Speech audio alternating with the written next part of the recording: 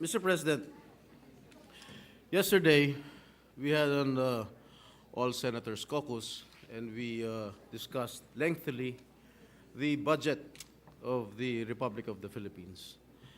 And just before we entered this august chamber, much to my dismay and much to our dismay, there was a news report that identified 8 or 9 senators, and there were names on that list, 8 or 9 senators who wanted to restore the confidential and intelligence fund of the Vice President and the Department of Education.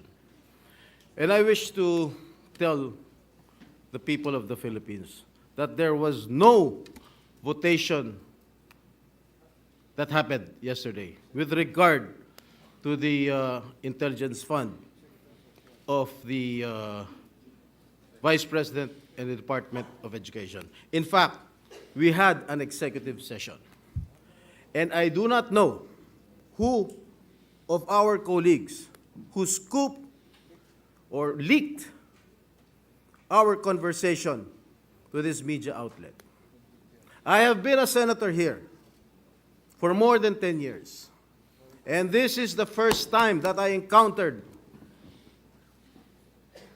a scoop or a leakage. I do not know. I do not want to name names. This is a violation of our rules. And the majority floor leader will expound it later.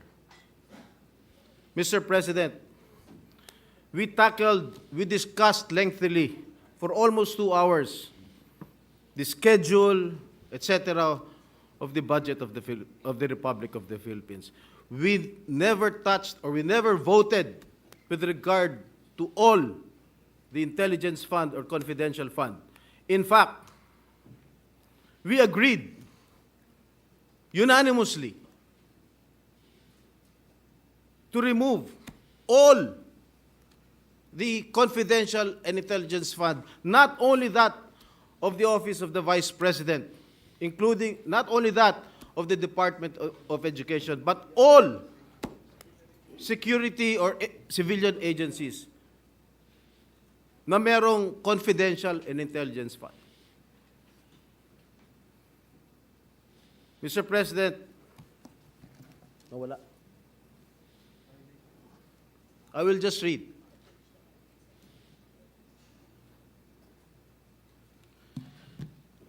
Sino mga pangalan? First on the list, Senator Robin Padilla, Christopher Bongo, Ramon Bong Revilla Jr., Ronald Bato de la Rosa, Jingo Estrada, Lito Lapid, Francis Tolentino, and Cynthia Villar. They are putting us in a bad light, and I condemn this. And I take offense on this. Nakalagay pa, Senator Pia Cayetano is said to be supportive of reinstating Duterte's confidential funds if she can justify the need for them. This is not true. And I hope Senator Pia Cayetano will agree with me.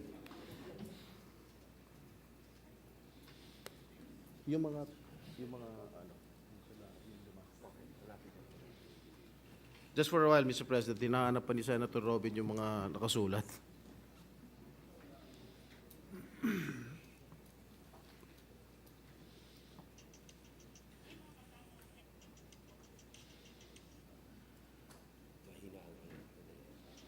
Mahina raw yung wifi.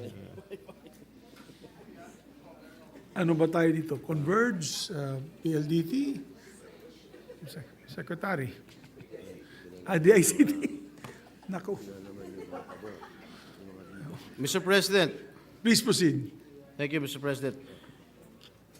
And if I may quote, Anis Cooper told this media outlet that Senators Sani Angara, Francis Escudero, Rafi Tulfo, Aquilino Pimentel III, and Risa Hontiveros are allegedly against the reinstatement of Duterte's secret allocation, which are lodged under the Office of the Vice President and the Department of Education.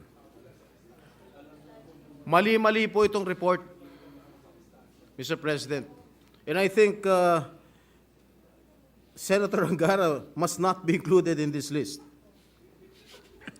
And among the offices, Duterte's allocation was part of the 1.2 billion in confidential funds that the House realigned to agencies focused on the West Philippine Sea. Mr. President, tumayo po ako rito dahil masamang-masama po ang loob ko. I really felt insulted. And I think my other colleagues here also felt the same way, Mr. President.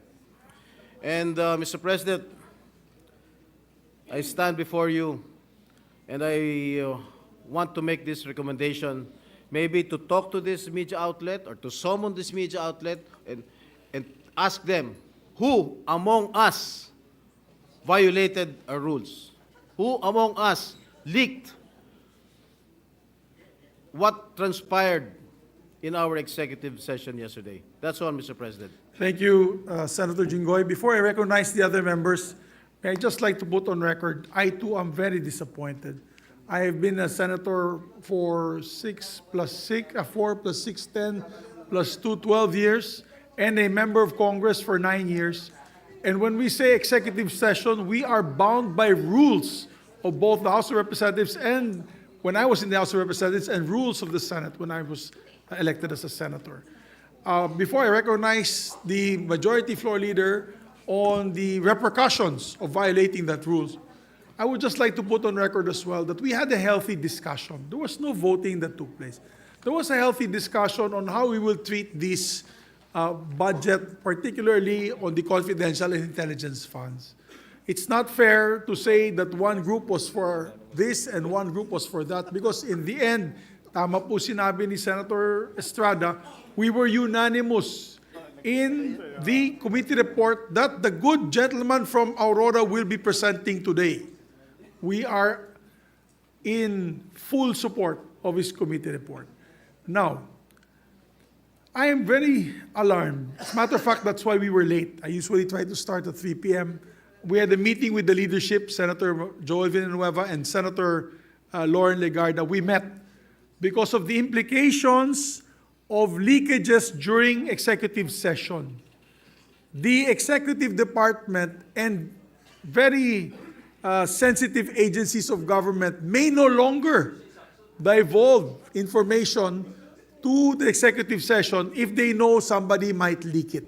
That's why I take this very strongly, and I make sure, and I told the majority floor leader that I even called up Senator Nancy Binay because she is the head of the Ethics Committee, that we have to send a very strong signal that this shall not happen again. So, Majority Floor Leader, Yes, Mr. President. Before I give my statement, Mr. President, which I actually agree with your manifestation and the statements made by our dear colleague Senator Jinggoy Estrada. Senator Chis Escudero is seeking the floor to clarify something, Mr. President. yes, Senator Escudero is recognized. Thank you, Mr. President. Mr. President, I agree 100% with what Senator Jinggoy Estrada said, that the account is not accurate and that is not what transpired in executive session. I hope, Senator Jinggoy, you and I will not be sanctioned for saying part of what happened, as you said. It was the unanimous consensus of the members of the Senate in executive session. So this is not the facts contained in the article, Mr. President, Your Honor, is not a leak. Chismis yun. So there is no leak to speak of really with respect to what truly transpired in the executive session. An attempt perhaps to create a story about it, but I confirm the statement of the good Senate President and the Senator Jinggoy that it was the unanimous position of the House, what Senator Angara will be sponsoring today and the other vice chairpersons. That was the unanimous position of the Senate and all the members of the Senate. Thank you, Senator Escudero. But before we ask our colleague to react, Senator Estrada, may we ask the majority floor leader, what are the rules, particularly in executive session? Yes, Mr. President. So we are all clear. Thank you very much. Mr. President, first of all, let me state and put into the records that I'm aghast of what happened, Mr. President. Whether this is leak or pure chismis, the fact that it came out, Mr. President, and it appears blow by blow, and Unfortunately, Mr. President, the figures, the numbers, even the names that were mentioned were disoriented, Mr. President. I would just like to put into the record of this chamber, Mr. President, what our rules say about executive session. What's this? Rule on section 126 of our rules, Mr. President. Mr. President, section 129 of our rules, Mr. President, it states here, and I quote, any senator who violates the provisions contained in the preceding section may, by a two-thirds vote of all the senators, be expelled from the Senate.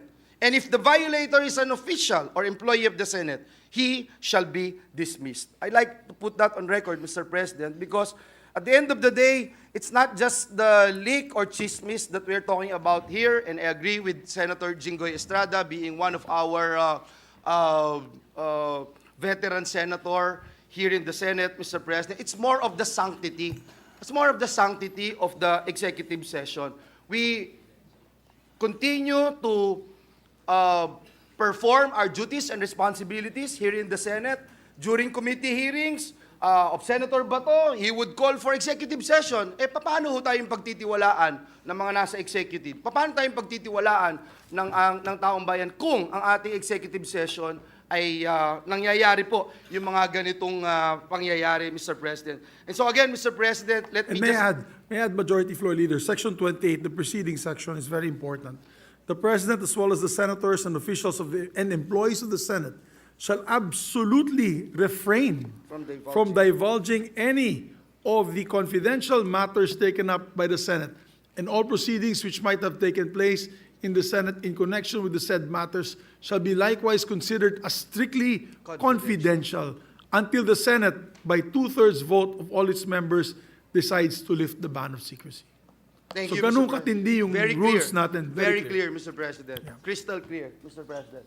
Mr. President, Senator Jinggoy is seeking the floor. Move that he Yes, be recognized. Senator Estrada. Thank you, Mr. President. I would like to associate myself with the comments made by the Majority Leader. Kahit chismis yan or gossip yan, walang problema sa akin yan. Ang problema, bakit o paano lumabas sa isang media outlet yung mga nag-transpire sa ating usapin kahapon. Yes. That is, for me, that is the most important thing.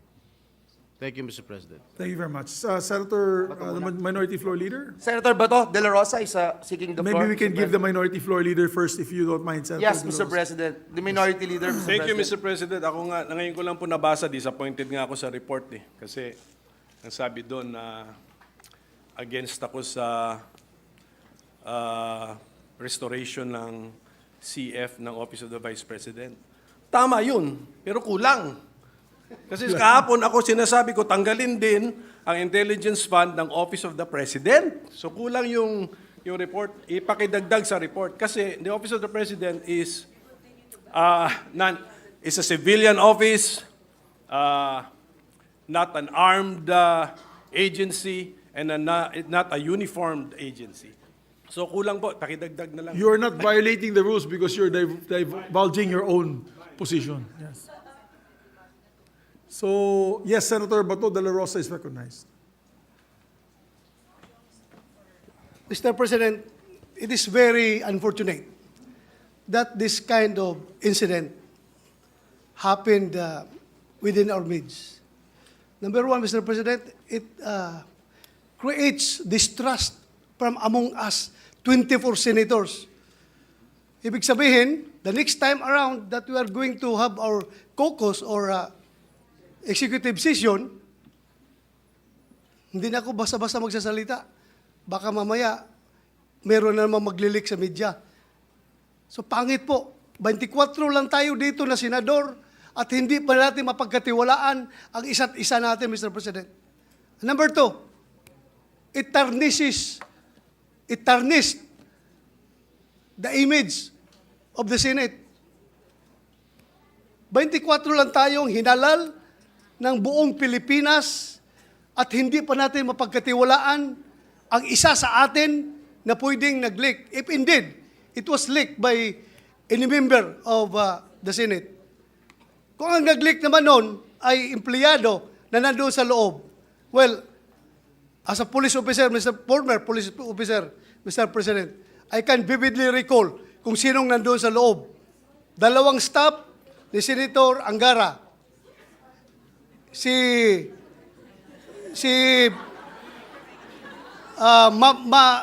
Mavic, Oh, Attorney Mavic. Attorney Mavic. At may isang kasama si Attorney Mavic na babae. So, apat silang nalaman ko na nandoon sa loob. Magprangkahan tayo dito.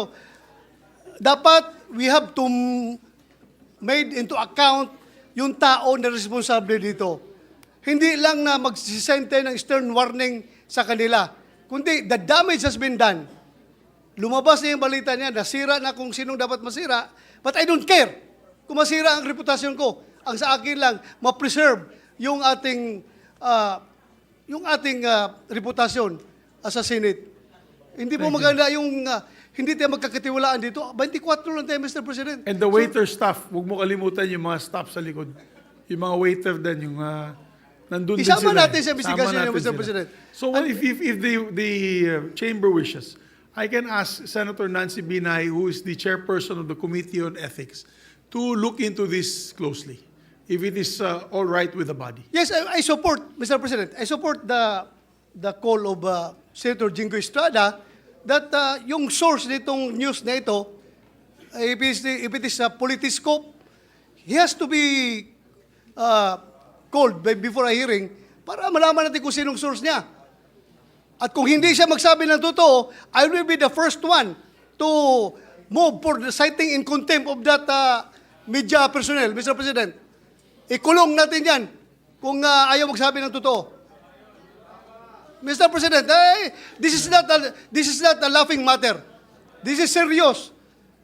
Filipino people are watching us right now. Sabihin nila, ganyan na pala Senado ngayon, hindi ba pagkatiwalaan? Sila lang nag-uusap, magli-leak pa doon sa media. It's very dangerous, Mr. President. Very dangerous. Masyadong akong dismayado. Thank you, Mr. President. We agree with the gentleman from Davao, and that's why after these proceedings, I will ask Senator Nancy Binay, Chair of the Committee on Ethics, to investigate the matter. Yes, Mr. President. After Senator, yes. Mr. President. May I move that the Senate Committee on Ethics conduct a hearing and invite the source of the news, Mr. President, so that everything will be cleared out. Yes, we'll ask the majority floor leader to make the proper referral and motion. Before we make the proper motion, Mr. President, may I just appeal to our dear colleagues to hear the sentiments of our Other colleagues. other colleagues. We have, Mr. President, Senator Pia Cayetano been waiting for quite a long time. Senator Sherwin Gatchalian and Senator Lauren Legarda as well. Senator Lauren also is here. Mr. President, if I may, with the permission of my colleagues, may I request that we discuss this in caucus now, because by saying what is true or untrue in the reported publication online, we are speaking about the executive session. And let me just remind the body of Section 129 of the Rules of the Senate. It is not even a matter of whether it's published online or hard copy. The mere divulging the executive session minutes or any part of it, who violates all the provisions in the executive session contained in the preceding sections by 2/3 vote, may be expelled from the Senate. It is a very serious violation, Mr. President, by a senator or an officer or a staff in Rule, what is this? 129. Yes, 129. Section 129. So, by saying that it is not true, or it is true in part, but in fact it is this and that, we are actually talking about the executive session. So it is my humble opinion, respectfully, I do not want to muzzle our colleagues, and if they want to speak on the floor, I leave it to your better judgment. But many of us feel strongly about this, and I respect the right of Senator Estrada for standing on the floor. But if we are going to speak about each and every line which was published whether it is true or not, with all due respect to the publication which I've not read, may we discuss it in caucus in relation to 129 rule of the Senate. That is my humble suggestion. But I leave it to the members of the Senate if they want to speak about it in session. Thank you, Yes. Mr. President.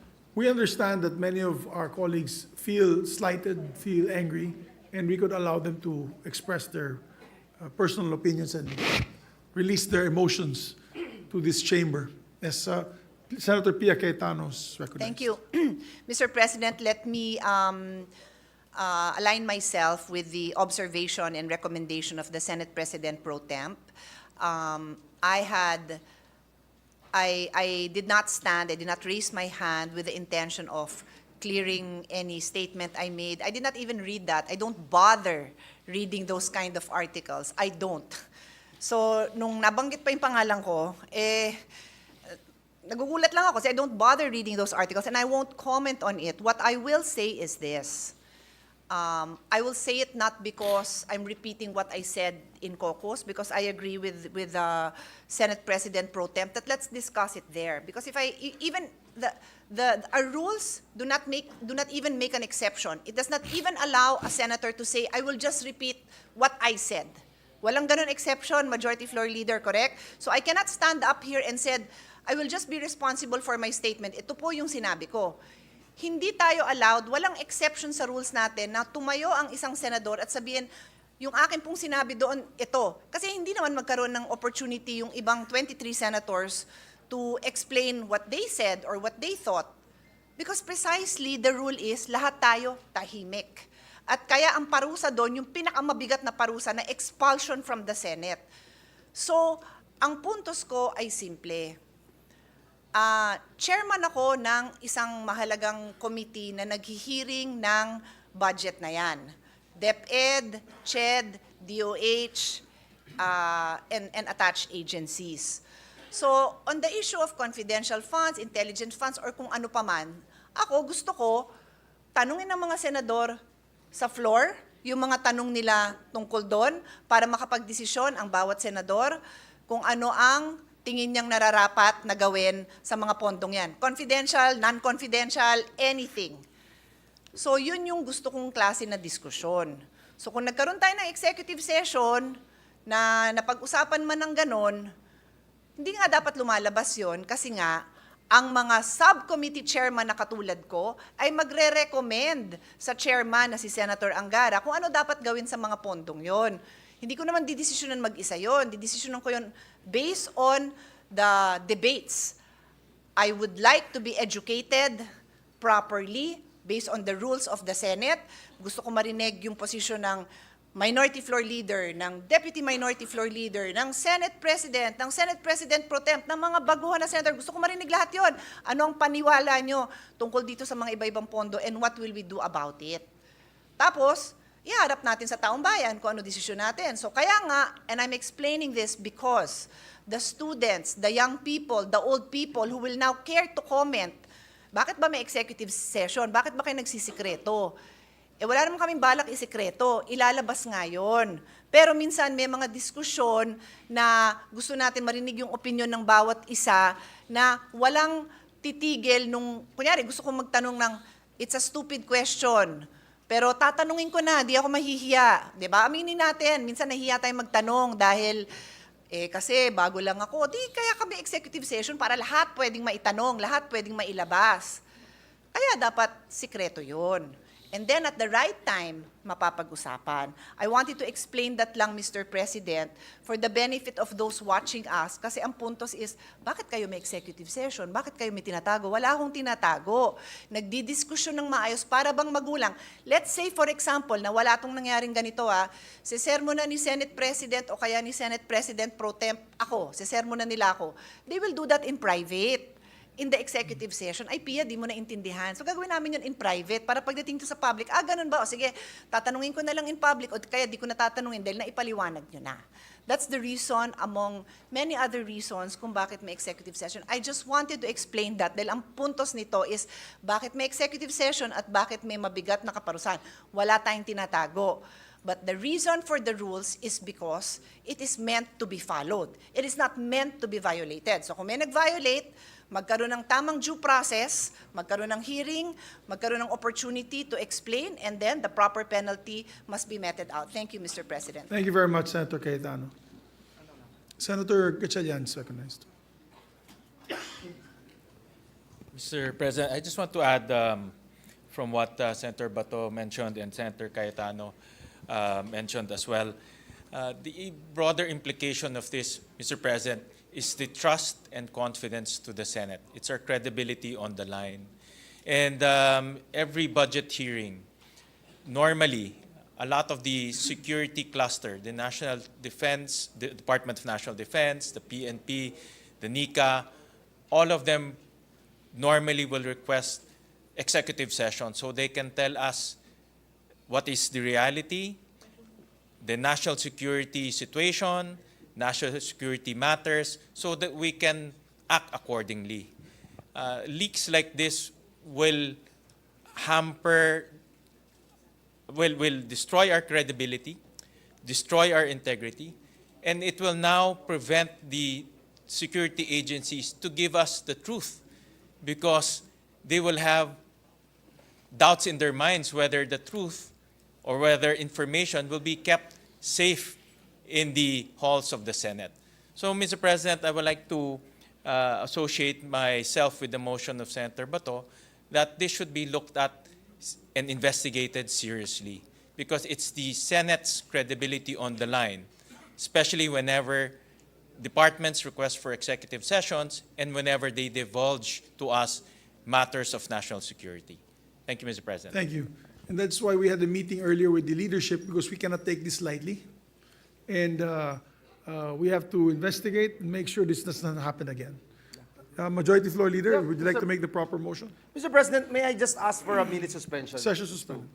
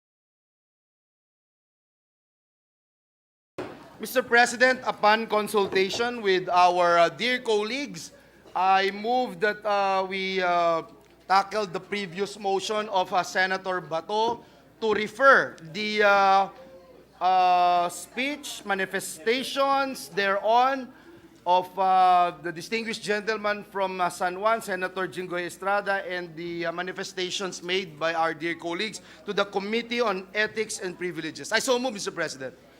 There being no objection to the motion, motion is approved.